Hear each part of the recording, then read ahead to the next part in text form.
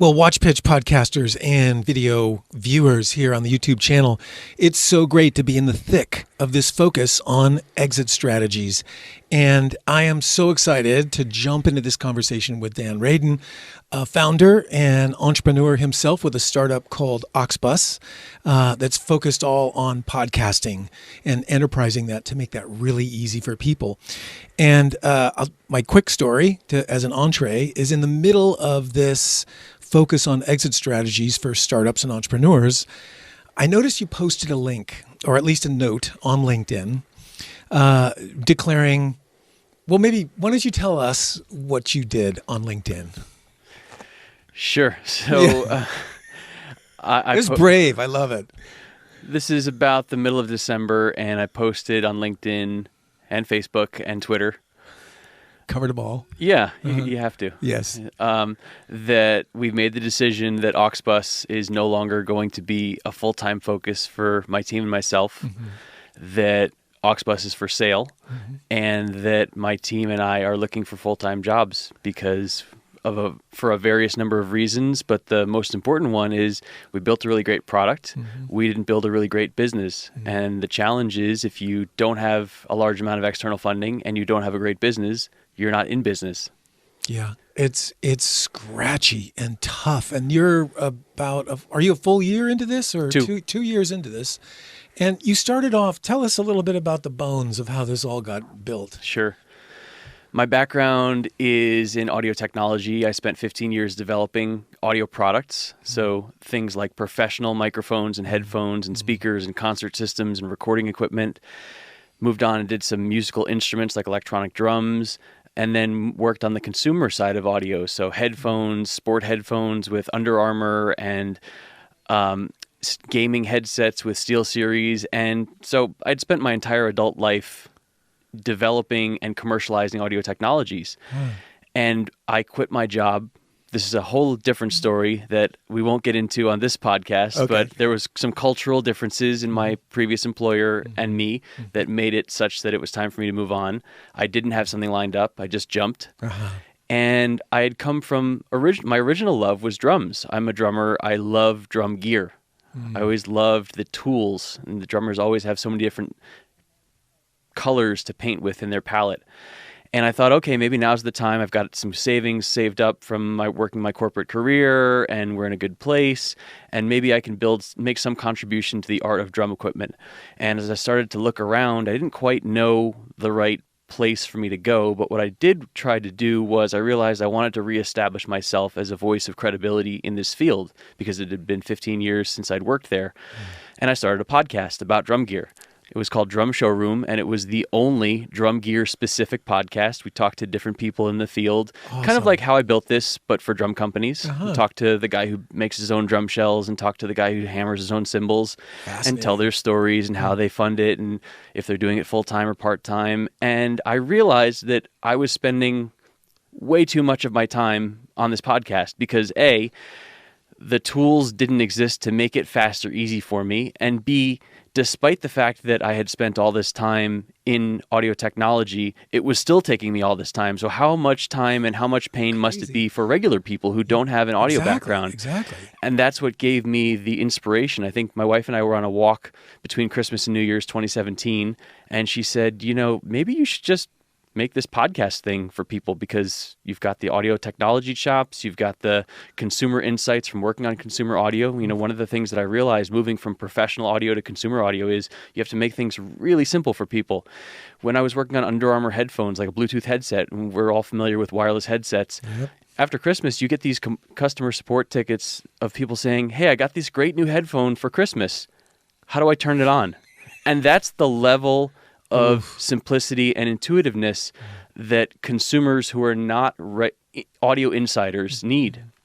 So that was the level of simplicity that I set out to build for somebody who's never made audio before, to be able to go from the state of, I want to have a podcast, to the end state of my podcast is successful. And I don't have to worry about anything other than showing up and being the subject matter expert in the thing that I'm a subject matter expert in. And that's what Auxbus is about.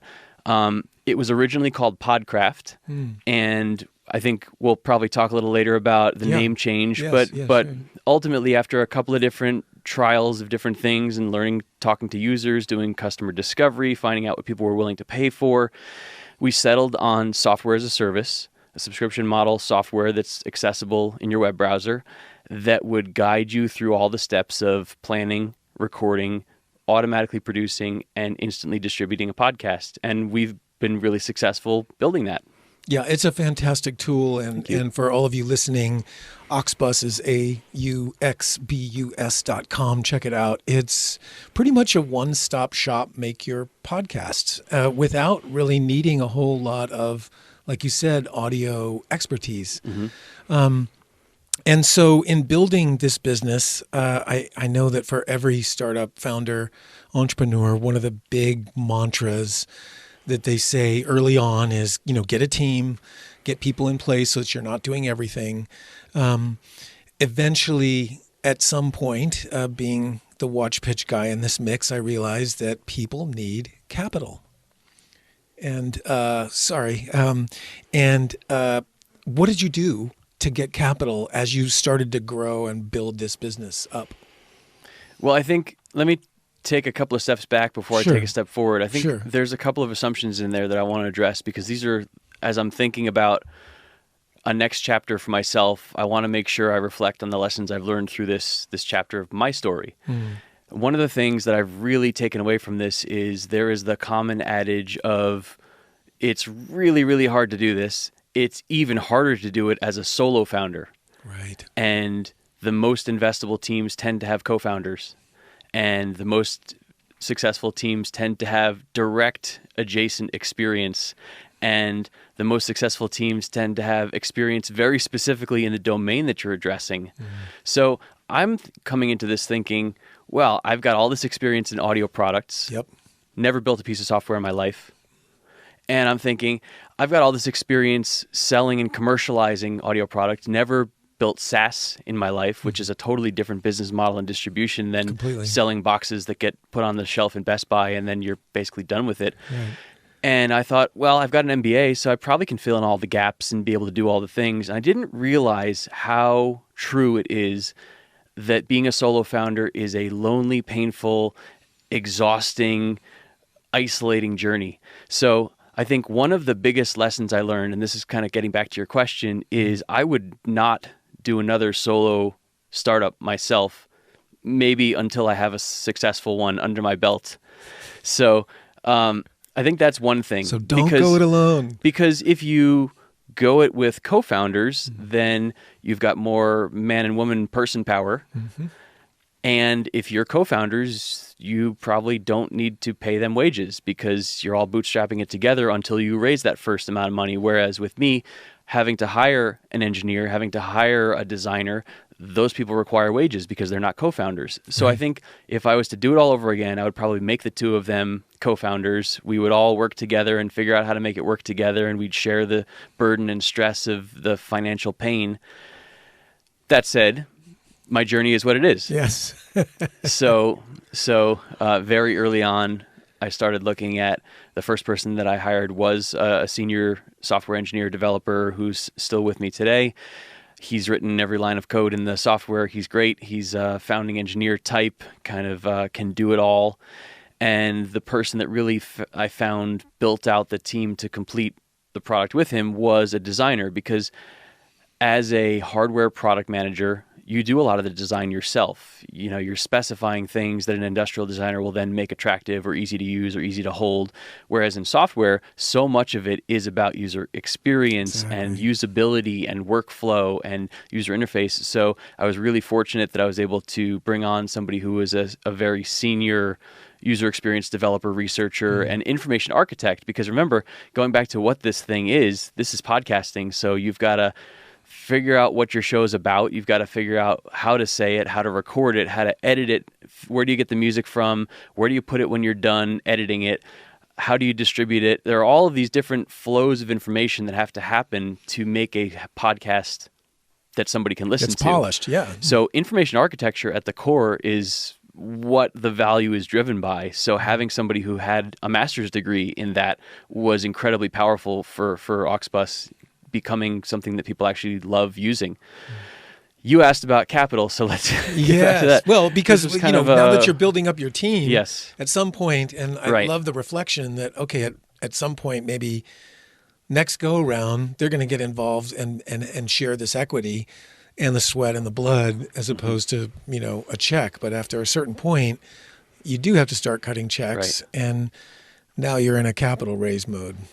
So I had a friend who had recently sold a startup, and his advice to me was make sure you keep your cash burn as low as possible. And he was somebody who had successfully started up as a solo founder, had never really had employees, really only had contractors through the life of his startup, and had exited to another company and been successful and has a great new life.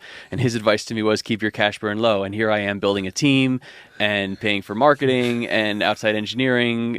We had different skills. He's got a little bit more engineering chops than me, but your point is well taken. We had, 5-figure burn rate very quickly. And that 5-figure burn rate went from the 10s to the 20s to the 30s really quickly, monthly. So how do you pay for that? Well, I can't pay for that out of pocket, despite the fact that I was really fortunate that I had some financial education and had squirreled a lot of money away in different places.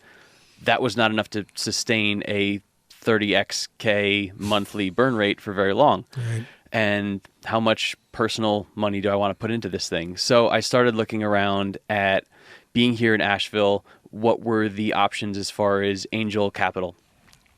And looking around, this is a smaller place. This is not as mature an angel network as some places like New York or San Francisco. Or even Atlanta. Or Atlanta, yeah. Or Charlotte or the Triangle. Sure. Yeah, Asheville is a small city with under 100,000 people. That said, you would think that because there are a lot of wealthy retirees here, that there would be a very vibrant angel community here. There's Asheville Angels, and there's Venture South in Greenville, just an hour south of here, and there's groups in the Triangle in Raleigh and Durham. And I really found that this area does not have a culture of early stage investment. It just doesn't exist here. Sure, we can pay lip service to the fact that there's Asheville Angels here and they've funded X number of deals in Y number of millions of dollars. But the reality is those kinds of groups typically are funding real estate projects, restaurants, very low risk and breweries, fairly limited upside businesses because that's what they know. That's what they've built their wealth in. A lot of these people have made money in real estate or restaurants or car dealerships, and these things, tend to be very linear scale, and you just compound brick over brick after brick over time, and you look back one day and you've got enough money that you're an angel investor. Right.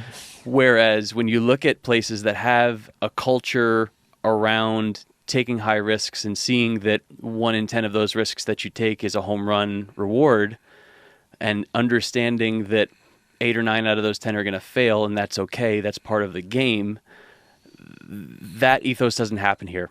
Yeah. Whereas, there's great articles about how that culture really only exists in places that have a huge startup community, like Silicon Valley, like New York. Lots of accelerators, lots of incubators, lots yeah. of ways for startups to jump in and get connected with investors. So this is very frustrating, and frankly, looking back, one of the other lessons that I've learned, kind of going back to the codifying what I've learned over these 2 years, one of the big lessons I learned was you can't, as a founder, spend 60 to 80% of your time raising money because you don't actually build anything of value. All you do is chase checks. And sadly, in this area, a lot of the checks are $5 and $10 and $20 and $25,000. And if you have a $35,000 a month burn rate, that doesn't really help. Right. So I spent a long time talking to a lot of the local angel groups, waiting for meetings, waiting through their multi-month diligence processes, their poor communication, and fortunately, on the 11th hour and 59th minute of a deal going south, another very friendly group came forward and said, we'd like to help you get something done as quickly as possible because we've seen the pain that you've gone through with your previous lead investor who backed out after 3 months of diligence. They moved very quickly. It's a group called High Country Impact Fund. We were actually their first investment. It's a group out of Boone, 2 hours north of Asheville. Really sweet, great people that just genuinely want to help. They're basically mentors who happen to have this fund attached to their mentorship program. And of course, I want to make money for them. Of course. But they treat me like a son or a mentee much more so than they treat me like an investment. And I cannot be more grateful that they were the first to believe in Auxbus, to believe in me as a founder, because ultimately at the early stages, you're really just investing in, do you have conviction that this person or these people on this founding team are addressing a lucrative opportunity in a growing market, and can they be the people that can do this in this space? Exactly. Because there's nothing built at that point. There was no software at that point. There was a bunch of user research and a bunch of PowerPoint slides. So Podcraft wasn't even up at that point. So Podcraft, when I got started with Podcraft, we were doing some professional production services to do basically as a way to do user research, to find out what were the things in the way podcasts are done today that could be automated, that could be built into software, that could be made less time consuming or less expensive. And we did some professional production of some shows. We put together some recommended hardware kits because there's an overwhelming number of things in the Sweetwater catalog or at Guitar Center that you could pick from, and which is the right microphone and how do you use it. So I thought, okay, at least I can just give people package A, B, or C, and here's all the things you need, and here's how to put them all together. And that still is overwhelming. I mean, we're sitting here in this great studio and it sounds great. A lot of work has gone into making this room sound good and making sure that these microphones are at the right levels. And I know from having used the mixer, and I don't know if any of these cameras can pick it up, but there's this mixer over here. Yeah. And let's see here. Yeah. There you go. I'm going out to the NAMM show next week, which is the musical instrument industry's big trade show. It's kind of like CES, but for the music and pro audio industry. Yeah. Mm-hmm. Your mom doesn't know how to use this thing. And guess what? I'm a 15-year audio technology professional, and this thing bugs the crap out of me because I can't figure out how it works. Oh, dear. So we need to make things simpler. I mean, you can hold it in one hand, so that's a step as an in audio progress. industry. Yeah. I'm getting tired here. Yeah, as an audio industry, this is not suitable for podcasting. So I thought maybe at least I can curate the right equipment, how to use it, how to connect it all, give people a single page sheet of how to get to at least a level of good audio quality, and then buttress that alongside professional production services and kind of be a turnkey package that gets somebody started as I learned what are the things we can automate and make easier and better for people. Got it. So that was what Podcraft was. Podcraft was the combination of basically being a retail integrator for podcast packages, and I would go to individuals' homes and or offices. Go to their homes and offices. Kind of spec out a space. Yeah, it was a service business, and look at, you've got this giant plate glass window that's up against the highway, and maybe this isn't the best room for podcasting. And suggest, if you're thinking about having a guest, here's where they could sit, and here's where their second person setup could be. And the production services, studying what do these producers actually do? What do you do with every piece of audio when it comes in? Every piece of audio has to get levels adjusted and dynamic range adjusted and EQ'd and problem frequencies removed. And there's like 5 or 6 things that happen to every single piece of audio before any of the creative stuff like the editing and the music mixing happens. So that was an area where I first had the insight, this could be automated. We're not trying to put human producers out of business, but there's no reason that adjusting levels and compression and EQ can't be automated. So that was kind of the first spark of insight that said some of this stuff could be automated software. The other thing that I really found through working with Megan, our UX developer, product designer, information architect, through her research was that people had a lot of problems with the fact that this is such a complex process of, and then you do this, and then you do this, and then you take it and put it here. So the other insight really was people don't want to have to ask, what do I do next? They want to be told what to do next. Like so it's step kind one, of like step two. Yeah, like TurboTax. You don't need to be a tax exactly. professional to do your taxes with TurboTax because it says, now you've done this form. Now, do you have a pet? Click here if yes, click here if no. And based on that answer, then you're given the next thing. And you're never left wondering, well, what do I do now? Right. What should I be doing next? So I think those two things were really the insights. How do we make it fast and easy? And how do we take the what do I do next element out of people's needing to worry about it?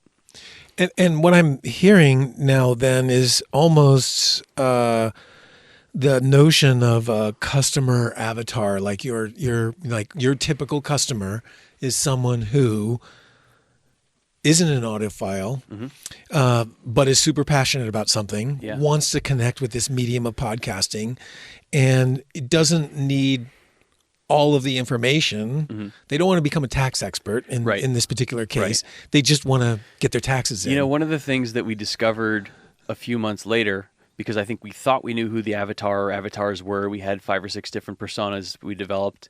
One of the things that really surprised us with our early customers was our customers don't want to be podcasters. They want to be people who have podcasts. So not everybody who has a YouTube channel is a YouTube creator. Not everyone who has a blog is a blogger. They're just a person with a blog. And that's a critical distinction because a lot of the marketing by the companies in the industry are directed to people who are, you see the t-shirts at convention, #podcaster. Right. And I, as somebody who spent my whole life dedicated to audio, I totally believe that the same way that we all use Facebook and YouTube and write words and post pictures and post videos, we're all going to be making audio of some kind at some time in our lives. It might not be a podcast. It might be an audiobook. It might be audio learning. It might be an Alexa skill.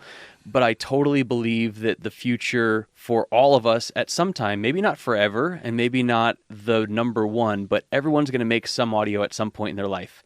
And that really is the conviction that I have in this space, that it doesn't need to be as hard as it is. It doesn't need to be as expensive as it is. And it doesn't need to be as specialized a skill as it is to sound good and be guided through the steps needed to create great content and get it to people who want to listen to it. And what are you finding with your customers in terms of their actual profiles? Are they then, is this what you're discovering now, is that they really are not #podcasters? They're really people who are integrating podcasting into a portion or some facet of their business. Yeah, what we really focus on in our marketing and who we market to is businesses, small businesses, business people, business marketers who want to use podcasting as part of their content marketing portfolio. Got it. So video is great because it's very expressive visually and it can describe visual concepts. You can have charts and things like that, but videos can also come off as overproduced and disingenuous. So audio has this intimacy that you can't really fake. Yeah. So it's a microphone great doesn't lie. Yeah, it's a great compliment to video because it's more authentic in its perception. I'm a believer. Yeah. It's also adjacent to blogs because blogs can go really long form and you can have pictures inset and you can have really deep conversation, but they're not very portable. You can't listen to a blog while you're driving your car, while you're on the treadmill at the gym, and audio does that. You can take long form blog style content and put it in someone's ears. And it's also adjacent to social media, which can be great because it's very immediate and it's very portable and it's repurposable, but it's also very shallow. It's this deep. So audio is a great complement to social media because you can take the thing that starts here and if you want to learn more, click this link and go to the podcast and listen to the hour-long discussion of the thing that started with the tweet this long. Exactly. So really that's how our customers find the most success with podcasting as a complement to the rest of their content marketing portfolio of this is a way that I can show my credibility, my point of view on this topic of what I do to make a living, whether it's I'm a doctor, I'm a therapist, I'm a author, I'm a filmmaker. These are all ways that you can build connection and intimacy because audio really what we found is a medium that drives tight, powerful connections with customers or fans or other people, however you define your funnel of whatever you do. You can create tighter connections with the people that are in that funnel using audio because it's regular and it's intimate and it feels like it's one-to-one. I'm talking to you in your ear. It's not great at the top of the funnel. It's not great at taking an audience from 0 to X. It's great at taking that audience and making it stickier. So you can use things like blogs or things like social media and Google Ads and things like that to prime the pump at the top, and then use audio to move them down the funnel toward the purchase decision. That's really astute. Listening to 7 or 8 episodes is just like having those 7 or 8 impressions of your Google ad, but instead of it just being a Google ad that they may or may not use an ad blocker on, they're spending an hour listening to you talk and be the expert, and now they trust you and they want to buy your course. Exactly. So that's really the type of podcasts that we've found the most success with. People who use podcasting as part of their marketing portfolio to drive sales of the thing that they do, where podcasting is not the revenue driver. They're not trying to sell ads in their podcast because the podcast is part of their marketing. So I have to imagine there must have been a moment, and maybe it was a moment that sort of built up momentum at a certain point that ended up with this post on LinkedIn. But I'm curious, what were some of the seeds in this journey of yours that found you now at this conclusion of going, you know what? I think I'm going to sell it. I think I'm going to exit this. Was it a reaction, or when did you start thinking about it? And now I know you're on an active pursuit to sell this. And because I think that we all have those dark nights of the soul where we're just struggling, especially when there's no money, or when you're getting the runaround from people who you've spent months in relationship with, and they just aren't coming through. And meanwhile, you've got that burn rate happening, and that's not going away. And you're committed, and your passion is there. What were some of the turning points, or what were the things, the switches that got flipped and went, you know what, that's the door that I need to go through? So we talked about the initial round of funds that we raised from this angel group in Boone, and they were great in that got us 6 to 9 months down the line in terms of having the stability to be able to pay wages every month, and people didn't have to worry, were they going to get paid or not? Then those funds start to dwindle, and 3 or 4 months after I raised the first round, I'm starting on the next round. Yeah. And I was fortunate that I was able to come to an agreement with that group to participate in a second smaller round along with some other angels from around the area. But I knew going into this thing that getting this product standing up, launched, it was going to take $400,000. I knew in my first 1 million cups presentation, I had done the math and said, this is probably going to take $400,000 to get to launch. And we raised $220 in the first round, and that's great. That got us about half the way there. We were able to take that $220 and ride it all the way to launch. We built the whole version 1 of the product that launched that August on that $220 because we cut back on marketing, because we tightened our belts in other areas, but we did amazing work on a shoestring budget. And then we were out of money. We got to launching the product at the world's biggest podcasting convention, podcast movement, and there was no money in the bank at that point. We were running ads that are on credit cards. And I had to say to some of the members of the team, we might have to pay you a week or 2 late. And if you have late fees on bills or cards that you incur, we want to pay you back for those. And I'm sorry, I hope never to have to do this again, because to have, of course. This affects people's households and stresses their relationships. Sure. And it's terrible. Yeah. So we were able to raise a little bit more money, and we were working with another groups of angels in the area, and I was given the impression that it would be really easy to raise the $400,000 that I then was again trying to raise, and we were really only able to raise $92,000 of that $400K. So now we're 9 months into the journey. We've raised another $92,000. That's a $312,000 total raised. For anybody who needs help with the math, I'm a drummer, so I know these numbers. And great, that got us another 3 months of runway. And by the way, we had bills to pay that had been accumulating. So that, while we appreciate the support of those investors, it wasn't enough to really keep us going. So this is the math. So this is really the this math. This is it. We raised enough money at a $30,000 to $35,000 a month burn rate. We raised enough money to make it 9 months, and we made it about 9 months. and I had to lay off the rest of the team, cutting back to the core engineer and designer that I mentioned, cut them back from full-time to part-time. I've now cut them down to no time, and just we're in bug fixing mode because we have customers, we have users.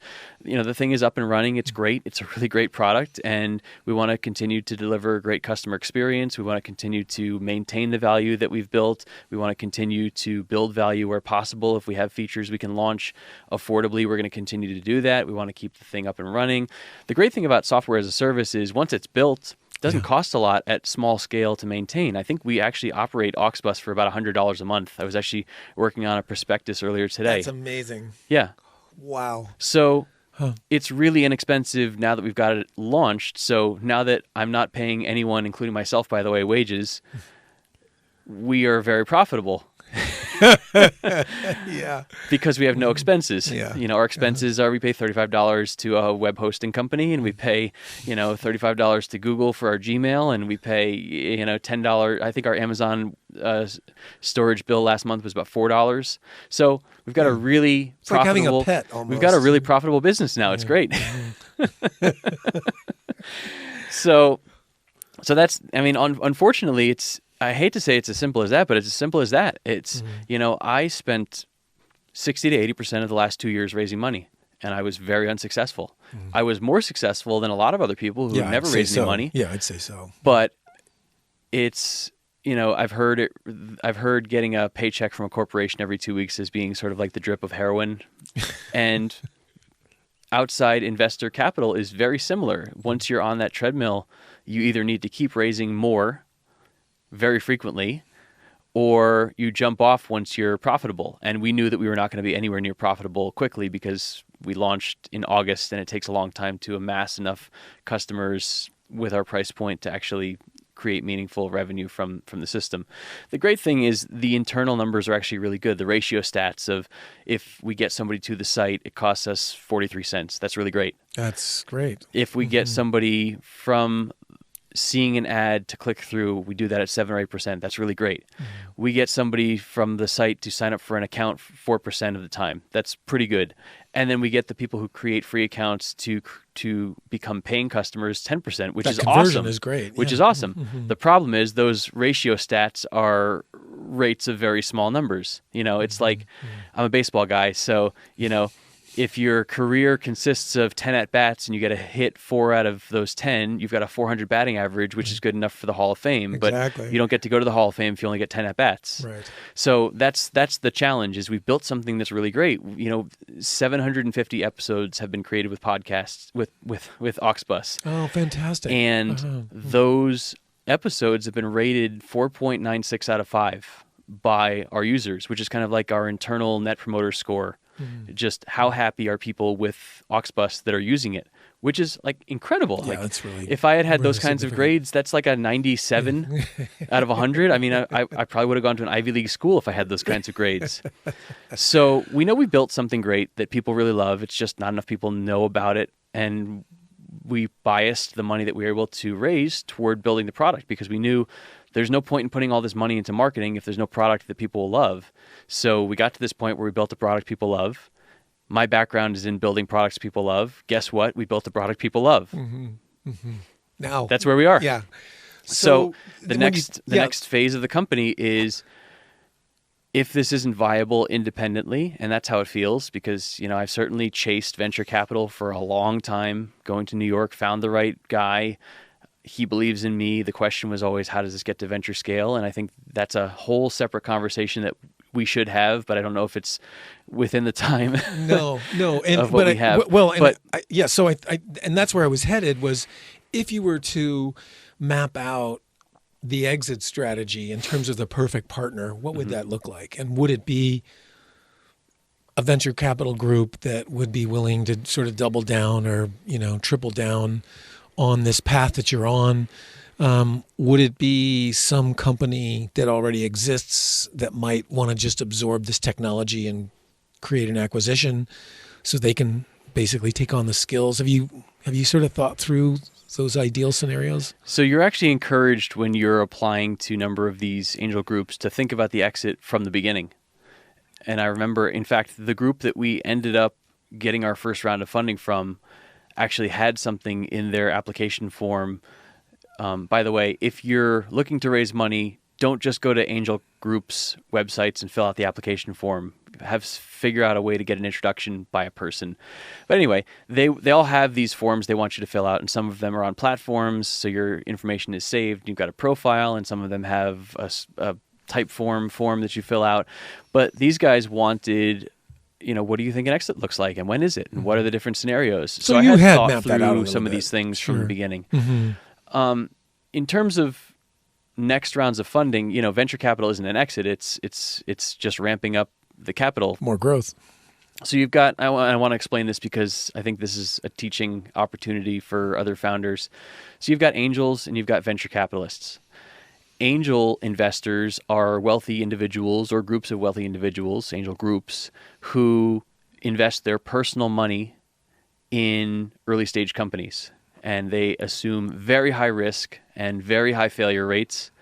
And they hope that by spreading around enough $5 or $10 or $25 or $50,000 checks, that eventually they're going to invest in a Facebook.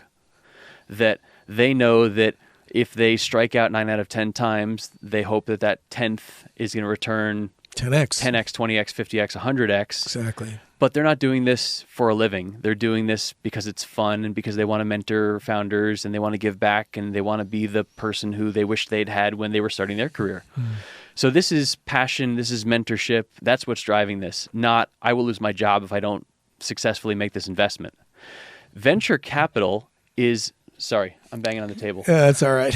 Venture capital is investing pools of money from companies, pension funds, universities, other sources of capital that are pooled together into a fund that's raised by a venture capital firm. And that is invested by a professional venture capitalist. So typically, when you're talking to VCs, those are not super wealthy individuals who are investing their own money. They may put some of their money into that fund, but I think there's the connotation or the assumption that venture capitalists are investing their own money. The reality is venture capitalists are professional investors of other people's money. Exactly. And their whole job is to return the fund. So if we apply that I'm going to 8 or 9 out of every 10 investments are going to fail and return 0, their ability to keep their job and and raise the next fund is predicated upon just one of those 10 or one of those 20 investments returning the whole fund and carrying all of the other failures that they've invested in. Exactly. And there's something of, there's a lot of reference to power law.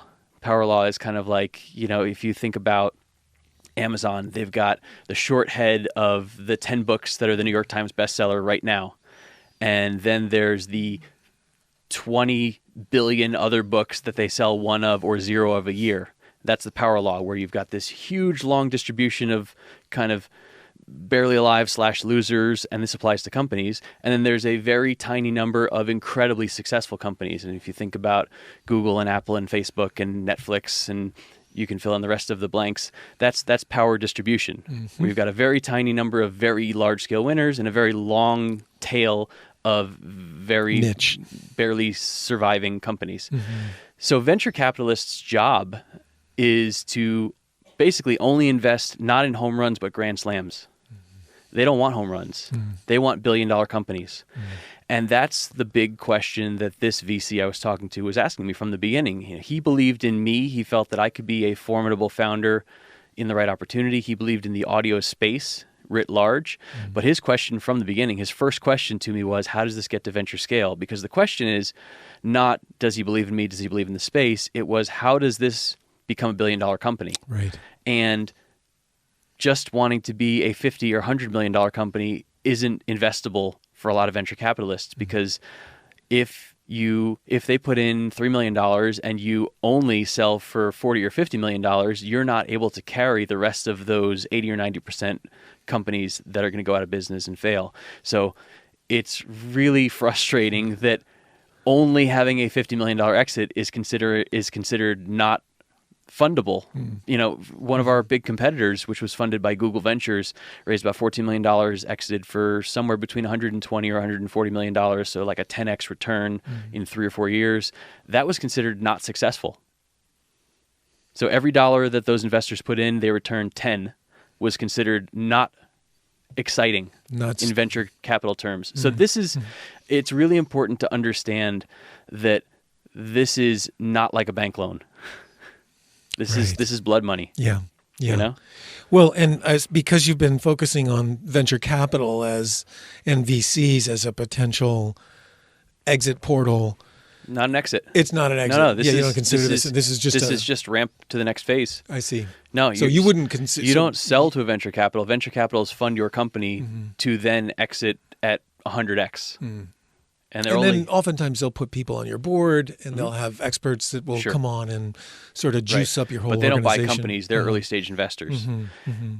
Later in the game, then you have private equity investors, and that's the kind of investment types of companies that typically will come in and take a company that hasn't really had that huge success, and they'll make it more efficient, and they'll cut away headcount, and they'll buy it sort of because it's undervalued. Install good governance, make it more profitable, and then flip it usually in 7 years. Right. But really what I was focused on was, I've got this great network of audio technology companies. They're primarily focused on music. They're missing this spoken word audio creation opportunity. I see. So I'm going to build them that division that they don't have the ability to make that business case for yet, because I know from being on that side of this relationship with a company like Harman, which was acquired by Samsung. Harman was acquired by Samsung. It was an $8 billion acquisition. Harman became Samsung's smallest business unit at an $8 billion acquisition. To be able to make a business case as a Harman business leader that we should invest in podcasting, and by the way, at the time, podcasting had maybe a $200 million U.S. market value in terms of the revenue generated, there's no way you can make that business case. There's no way that you can actually say, this is the best use of our resources. So the reason that you see a lot of innovation happen in big corporations through mergers and acquisitions is because startups can do the hard work of doing the early stage way out there, taking on the risk and building something from nothing, and then the corporation can then build it into something that's a mass scale commercial success. So that was really what I saw, but on a smaller scale, because coming from audio technology, it's a smaller space. And I thought that I could go to somebody like Shure, and if you guys are listening, we'd be happy to talk. Sennheiser. Absolutely. Very good. But some of these companies that are very focused on music and professional audio applications, I thought and still think they're missing the content creator, the person who's making for YouTube, making podcasts. This is a different kind of customer. And I thought that that really was the right opportunity, because there are 112 million Americans listen to spoken word audio every day. That's bigger than everybody who owns a guitar or a drum set or a synthesizer. I like to say this is the biggest opportunity. This is the biggest opportunity for the musical instrument industry since the Beatles. That's Auxbus.com. I want to see that slide. Nice. So Dan. It was those kinds of companies. And then as I got further into the podcast ecosystem, I saw that there are legacy companies that have been around. Podcasting's been around for 15 years, but it's really been a hobby medium until 3 or 4 years ago. Correct. And the companies that have had leadership positions early on were started as a labor of love, just like music companies like Fender and Gibson. These are people who either, Fender was a radio repairman who just stumbled upon making the electric guitar. And there's lots of those kinds of stories in music and pro audio of, rock stars who got too fat to keep touring, or they hurt their back and their wife wanted them home, so they started companies making guitars and drums. And I think a lot of the early podcast companies got started not because they saw this huge opportunity of dollars. They just loved this thing and realized this thing needed to exist, so they built their company. Well, now you've got giant corporate stakes coming in, with Spotify spending $500 million in 2019 on podcast company acquisitions. That's a $4 billion? No, that's not right. Don't know the number off the top of my head, but Spotify is a huge publicly traded company. EW Scripps, the TV company that owns the Food Network and HGTV, they've got 5 podcast companies inside Scripps. That's a $1.4 billion company. So you've now got these super well-capitalized companies coming in. Corporate stakes are increasing, and these legacy podcast companies are all saying, well, I'm not the biggest anymore. I don't have access to the most capital anymore. I don't have the most, I don't necessarily have access to the best talent for hiring. So what do I do next? Well, let's look for the exit. Well, now you've got all of these companies that have been around for a long time that all kind of do the same thing. They host your podcast for you when you're done creating it. And when they go to try to get acquired, the people that they talk to that would be acquiring them see that they all do the same thing, and there's 56 of them. So how do they differentiate, and how do they get an exit? So the other thesis we've been exploring is we're basically a content factory. They're basically a distribution company. We've seen this before. This is vertical integration. You connect the factory with the distribution company. It just happens to be audio instead of cars. Right. So the other thesis, aside from getting the music technology companies in front of podcasters, is let's build a vertically integrated content creation and distribution company through merger. So that's kind of the other exit thesis that we're looking at. And there are a few others that are more niche, but those are the two dominant ones that I'm looking at.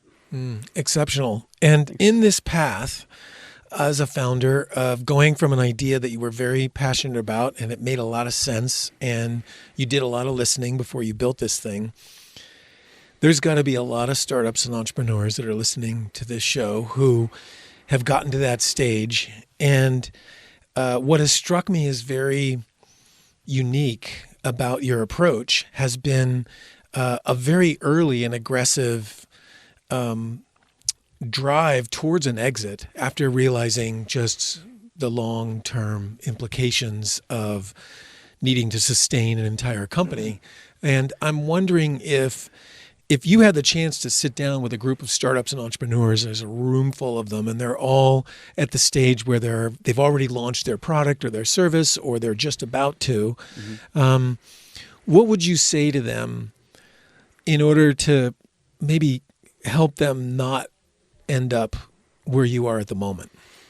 Because I think your experience is profoundly valuable to this ecosystem.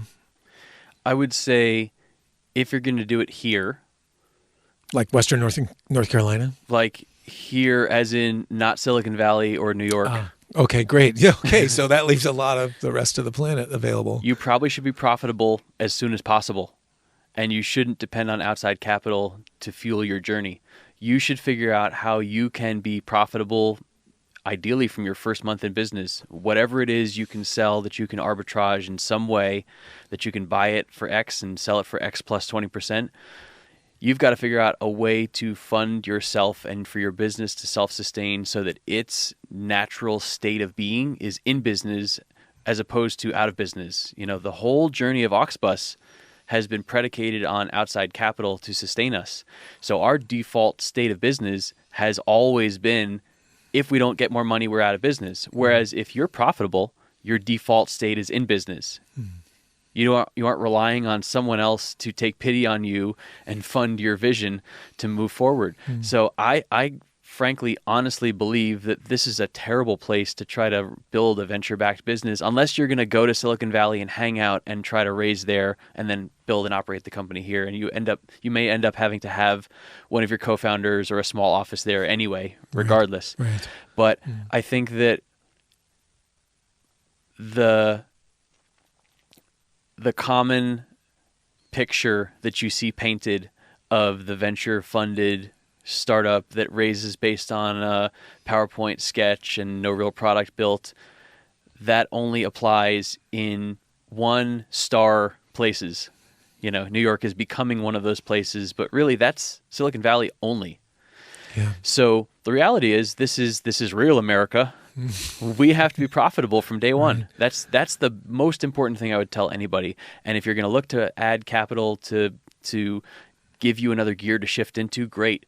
But if you're profitable, that gives you much more leverage in negotiations, and it gives you the ability to be able to say, no, we exist without your money. We appreciate the opportunity to take your money to do this new thing we want to do. But it's really difficult to build a business that's predicated on outside capital here, just because there just is such a bias against saying yes.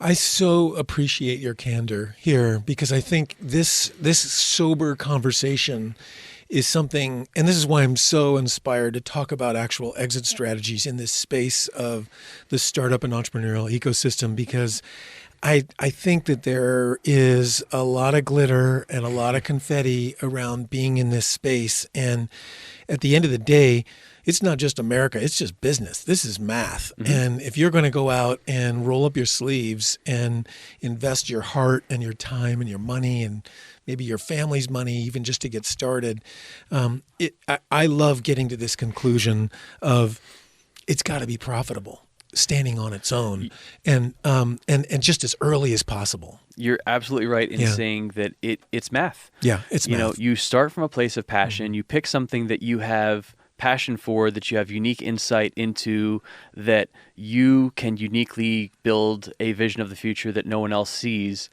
But whether you're trying to build a profitable business, or you're trying to get somebody to invest in you, or you're trying to get somebody to buy you, it really comes down to, how do you take this dollar and turn it into two? And it might be we've shown that we can do that on a user base of 10, and it might be we've shown we can do that on a user base of 1,000. But I've used the word before, but arbitrage, that's mm-hmm. what it's all about. Mm-hmm. Is how do you take this thing and make it into two of these things? Exactly. So I think that's something that I think I got sucked into reading a lot of articles on Medium and blogs from investors, and I get it. A lot of things that you try to just educate yourself. But the reality that they don't really push enough is that those rules generally only apply to Silicon Valley. Mm. And it seems like a lot of this stuff that you can read on Crunchbase, on TechCrunch, on Gizmodo, on The Verge, all of those things, they're great, but there's no substitute for the profitability of a company. And even with these Silicon Valley companies, because of the failure of some of these SoftBank Vision Fund companies, like mm-hmm, we were, mm-hmm, mm-hmm. that were total house of cards, profitability is the new black, even in Silicon Valley. Right. And you're starting to see the tide shift even among the investor community of, let's not push the business model out 5 or 10 years down the road. Show me how you're going to make money from day one. Right. So I think even that tide is shifting, even if the capital is more accessible there. Mm-hmm.